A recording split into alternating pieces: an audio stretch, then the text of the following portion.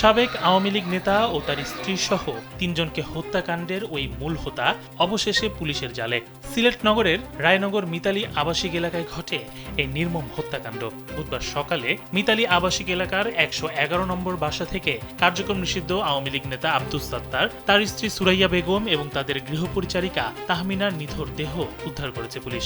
এই ঘটনার মূল হোতা আসামি বাবুল আক্তারকে ইতিমধ্যে গ্রেপ্তার করেছে পুলিশ। নিহত আব্দুস সাত্তার সিলেট মহানগর আওয়ামী লীগের ১৯ নম্বর ওয়ার্ডের উপদেষ্টা এবং Sylhet chamber of commerce and ইন্ডাস্ট্রির সাবেক পরিচালক ছিলেন। দীর্ঘদিন ধরে তিনি নিজ বাসায় সস্ত্রীক বসবাস করছিলেন। বাসায় বৃদ্ধ দম্পতি দেখাশোনার জন্য ছিলেন গৃহপরিচারিকা তাহমিনা। পুলিশ জানায়, প্রাথমিক তদন্তে গ্রেপ্তারকৃত আসামি বাবুল মিয়ার কাছ থেকে জানা গেছে সে ওই বাসার কাজের মেয়ে হিসেবে কর্মরত তাহমিনার পূর্ব পরিচিত ছিল। তাদের মধ্যে কয়েকদিন আগে পরিচয় হয় এবং পরবর্তীতে কোনো বিষয় নিয়ে মনোমালিন্য তৈরি হয়। বুধবার সকালে বাবুল মিয়া তাহমিনার সাথে দেখা করতে আসেন। এ সময় বাবুল তার সাথে করে একটি ছুরি নিয়ে বাসায় প্রবেশ করে। বাসায় ঢুকে তাহমিনার সাথে তর্কাতর্কির এক পর্যায়ে সে তাকে হত্যা করে। তাহমিনার চিৎকারে রান্নাঘর থেকে গৃহিণী এবং পরবর্তীতে ড্রয়িং রুম থেকে গৃহকর্তা এগিয়ে এলে আসামি তাদের দুজনকেও একইভাবে হত্যা করে। হত্যাকাণ্ডে ব্যবহৃত ছুরিটি পাশে একটি খালি প্লটে ফেলে দেওয়া হয় বলে জানায় আসামি। পুলিশ সেখানে প্রাথমিক অভিযান চালালেও অন্ধকার ও বিদ্যুৎ না থাকায় রাতের মতো অভিযান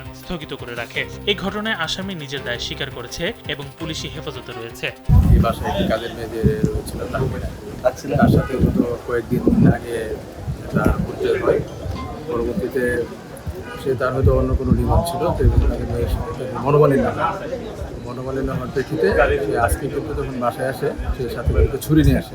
যখন সে আসে দরজা খুলে দেয়, দরজা খুলে দেওয়ার পর সে ভেতরে প্রবেশ করার পরে এই কাজের মেয়ের সাথে তার কথাবার্তা একটু তর্কাতর্কি হয়। তারপরে সে রাজার বসুমতী তাকে কিন্তু সে ছুরি লাগিয়ে হত্যা করে এবং তার চিৎকারে যিনি গৃহিণী উনি রান্না করেছিলেন, উনি ছুটে আসেন। আসার পরে যখন বাধা দেন ওনার সাথে দস্তাবেজ হয়। পরবর্তী ওনাকে ছুরিতে আঘাত করে গৃহকর্তা যারা আব্দুস সাত্তার চিৎকার শোনা যখন আসে, পরবর্তীতে ওনাকেও ড্রয়িং রুমে একইভাবে হত্যা করে